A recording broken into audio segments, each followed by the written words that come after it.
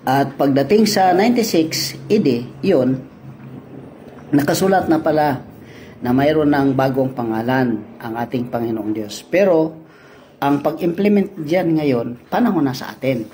Dito na naglalabas na ang tunay na mayroon palang bagong pangalan ang Panginoong Diyos mismo.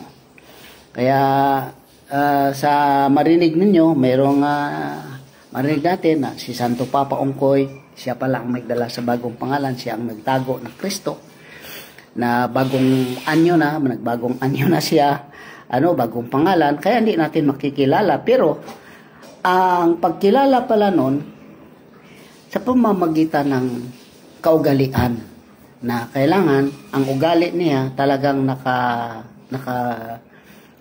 nakapareha sa ugali ni Jesus Christ, na talagang punong-puno siya sa pagpakumbaba, maawain, talagang matulungin, ganon, at mahabagin. Ayun, pag may marinig ninyo na si Santo Papa Ongkoy, siya ang bagong pangalan, huwag natin sabihin na sa sa demonyo yan, nakaturuan, sa mga mga bulaan yan, nakaturuan. Huwag natin ganon, kasi baka mamaya ang kalaban natin hindi yung mga taong nagsasalita, kundi Panginoong Diyos na mismo ang kalaban natin. Kaya huwag tayo magkumpiyansa na talagang i-judge agad natin, lalong-lalo na sa mga nag-aral ng mga theology. Siyempre, ayaw nila papayag na mayroon pa pala na mga kaalaman na hindi nila na pag-aralan. Ang atin na lang diyan na mag-research na lang tayo. Pag-aralan natin, hindi na natin ipadaan pa sa professor kasi hindi naman din nila alam. Kasi ang professor natin hindi naman din nagsabi sa atin, hindi din nila alam yon. Kaya ang nalaman natin, yung sinabi sa professor natin, pero yung mga bagong makaturuan, hindi nila na pag-aralan. Kaya tayo na ngayon ang mag-aral. Pag-aralan natin, silipin, gamitin natin ang mga yung mga aklat yan na matagal na yung pala mayroon nakasulat talaga doon, at pag-aralan natin hanggang matuklas natin totoo pala may bagong pangalan sa ating panahon. Hindi, nung una exclusive yun, pero ngayon hindi na exclusive yun, talaga pahayag na, pinapahayag na sa pangkalahatan. Kasi na tayo, New Testament na tayo, last na aklat na tayo sa Revelation.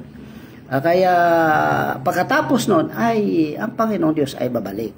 Bago magbabalik ang Panginoong Diyos, bago bumalik, dapat alam na natin na may excess na pala na iglesia na mismo si Kristo ang nagtatag, pero hindi natin alam dahil nagbagong anyo nga siya, nagbagong pangalan, para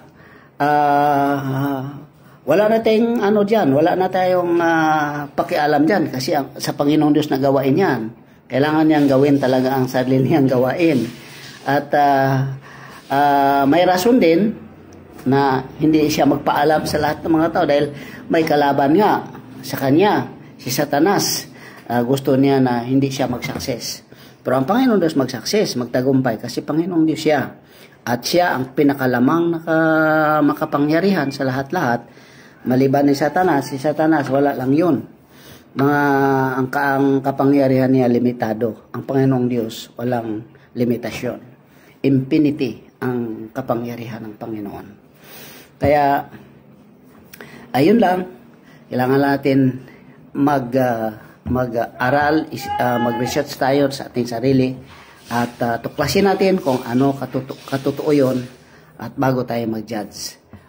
Yun lang. Ako po si Brother Cirilo Gambana, at kailangan natin magdasal sa palagi sa Panginoon Diyos na ating buhay bago tayo mawala sa mundong ito ay mayroon tayong mga mabuting gawa na hindi makalimutan sa ating mga friends, sa ating mga kaibigan, sa ating mga kapitbahay, at yan ang pinaka-importante sa atin sa mundong ito.